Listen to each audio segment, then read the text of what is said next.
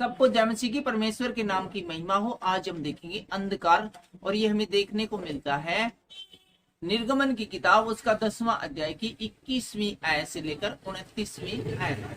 आपके पास बाइबल है तो हमारे साथ खोल लीजिए। निर्गमन की किताब उसका 10वां अध्याय 21वीं आयत से लेकर 29वीं आयत तक हम पढ़कर उसको एक्सप्लेन करने की कोशिश करेंगे। और आजकल हम जो वीडियो बना रहे हैं, इनमें हम जो मिस्र के अंदर जो 10 विपत्ति परमेश्वर के द्वारा डाली गई थी, उनका जिक्र कर रहे हैं, उनको हम देख रहे हैं, पढ़ रहे हैं, और इन विपत्तियों को दर्शन फिल्म की तरह है इसमें शामिल होकर उसको जीने की कोशिश कर रहे हैं। आज जो विपत्ति पड़ने वाली है मिस्र पर, वो है विपत्ति नंबर 9, अंधकार। फिर यहोवा ने मूसा से कहा, अपना हाथ आकाश की ओर बढ़ा कि मिस्र देश के ऊपर अंधकार छा जाए, ऐसा अंधेरा की टटोला जा सके। और यहाँ पर हम देखते हैं कि अंधकार है, उसको फैलाने की आज्ञा है। तुरंत है वो यहोवा परमेश्वर मूसा को देता है। इस बार वो मूसा को नहीं भेजता है फिरौन के पास में कि मेरी प्रजा को जाने दे कि वो मेरी स्तुति करें, और यदि तू नहीं जाने देगा तो 24 घंटे के बाद यानी अगले दिन मैं ये विपत्ति डालूंगा। इस बार कोई किसी प्रकार की है वो चेतावनी नहीं है। डायरेक्ट मूसा से ही कहते हैं परमेश्वर, अपना हाथ आकाश की ओर बढ़ा कि मिस्र देश के ऊपर अंधकार छा जाए, ऐसा अंधकार की टटोला जा सके। अंधकार ऐसे नहीं, अंधों की तरह ऐसे नहीं टटोल के देखा जाए कहाँ पर क्या चीज है। तब मूसा ने अपना हाथ आकाश की ओर बढ़ाया और सारे मिस्र देश में 3 दिन तक घोर अंधकार छाया रहा।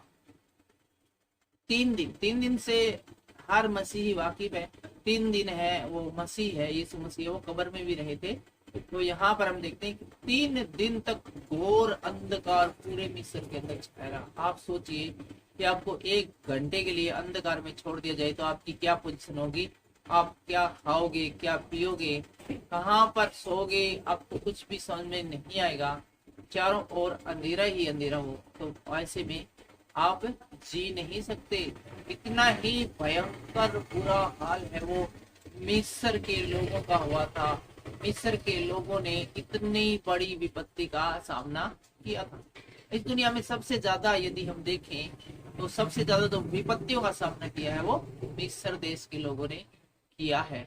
ऐसी 10 विपत्तियां जो कि परमेश्वर की ओर से थी। इंसान की ओर से कोई विपत्ति हो तो इंसान उससे जीत भी सकता है, लेकिन परमेश्वर की ओर से जो विपत्तियां आती हैं उनसे इंसान है सिर्फ दीन और नरम बनकर परमेश्वर से क्षमा याचना करके ही उनसे बच सकता है। जिस प्रकार की दाऊद बचा था, दाऊद से कहा था कि मैं 3 दिन तक मरी फैलाऊंगा, और दाऊद ने कहा था जी ठीक है। देखा कि 3 दिन तक है वो घोर अंधकार छाया रहा। 3 दिन तक न तो किसी ने किसी को देखा और न कोई अपने स्थान से उठा। सब के सब एक स्थान पर बैठे रही और किसी ने भी एक दूसरे को 3 दिन तक नहीं देख सके। इतना घोर अंधकार था, परंतु सारे इजरायलियों के घरों में उजियाला रहा। और कितने अच्छी जबरदस्त बात है, मिराकल बात है कि सभी इजरायलियों के घरों में उजाला रहा। उनको किसी प्रकार के अंधकार के सामना करने की जरूरत नहीं पड़ी। तब फिरौन ने मूसा को बुलाकर कहा, फिर फिरौन ने कहा भी मूसा को बुलाओ भाई। और मूसा जब आ गया तो कहा कि तुम लोग जाओ, यहोवा की उपासना करो, अपने बालकों को भी संग ले जाओ, केवल अपनी भेड़ बकरी और गाय बैलों को छोड़ जाओ। फिरौन ने मूसा और हारून को बुलाकर कहा कि तुम जाओ यार, तुम जाओ, निकलो हाथ जोड़कर, और झुककर उनको कहा कि तुम जाओ और अपने परमेश्वर यहोवा परमेश्वर की उपासना करो।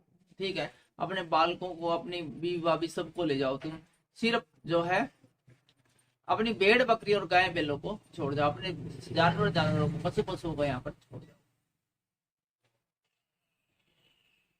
मूसा ने कहा तुमको हमारे साथ मेल बलि और होम बलि के लिए पशु भी देने पड़ेंगे। मूसा बोले तुम्हें अजीब बात करता भाई है, हम अपने जानवरों को छोड़ जाएंगे तो बलि किस चीज की चढ़ाएंगे। बलि तो हमें जानवरों की चढ़ानी, इसलिए हम अपने जानवरों को नहीं छोड़ सकते हैं जिन्हें हम अपने परमेश्वर के लिए चढ़ाएं। तो बलिदान चढ़ाने के लिए, बलि चढ़ाने के लिए हमें पशु चाहिए।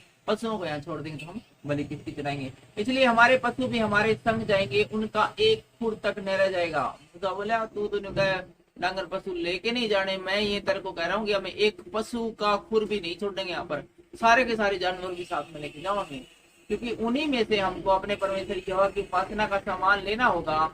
और जब तक वहां न पहुंचे तब तक नहीं जानते कि क्या क्या यहोवा की उपासना करनी होगी।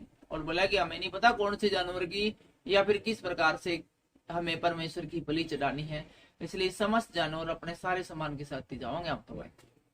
पर यहोवा ने फिरौन का मन हठीला कर दिया, जिससे उसने उन्हें जाने नहीं दिया। फिरौन ने कहा फिर रहने दो फिर तो फिरौन ने कहा रहने दो फिर तो मैं तुम्हें जाने ही नहीं दूंगा। इतना घोर अंधकार का सामना कर लिया। ये एक मिस्र का एक ऐसा राजा था जिसने पूरे मिस्र देश का नाश करवा लिया, लेकिन माना नहीं।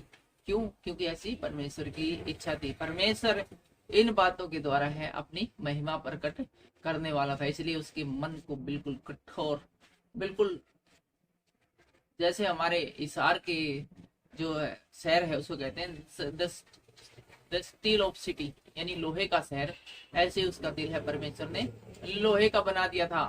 तब फिरौन ने मूसा और हारून से कहा मेरे सामने से चला जा और सचेत रह, मुझे अपना मुंह फिर न दिखाना।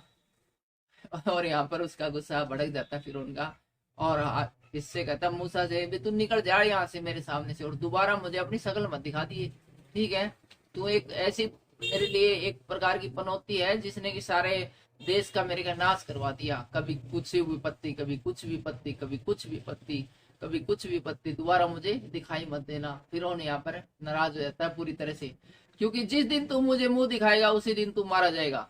और मूसा को यहाँ पर कह दिया अभी देख ले, मैं तेने बख्शू, तेने कई बार मेरा कहना मान के ना परमेश्वर से प्रार्थना करके ना विपत्तियां हमारे देश और मेरे ऊपर से हटाई है, इसलिए मैं भी तुझे एक चांस दे रहा हूँ, दोबारा जिंदगी में मेरे को दिखाई मत दे दी तू, और जिस दिन दिखाई देगा उसी दिन तेने मार दूंगा मैं। मूसा ने कहा तूने ठीक कहा है, मैं तेरे मुंह को फिर कभी न देखूंगा। मूसा बोला तूने बिल्कुल सही भविष्यवाणी करी है, आज के बाद मैं तेरा मुंह कभी नहीं देखूंगा। तो यहाँ पर हमने देखा 9 नंबर विपत्ति अंधकार की, जिसमें कि 3 दिन और 3 रात तक पूरे मिस्र देश में घोर अंधकार छाया रहा। अगली विपत्ति यानी 10वीं और अंतिम विपत्ति हम देखेंगे, पहलोठों की मृत्यु की चेतावनी, लेकिन वो अगले वीडियो में। फिलहाल के लिए परमेश्वर आपको आशीष दे। सबको जय मसीह की जय है।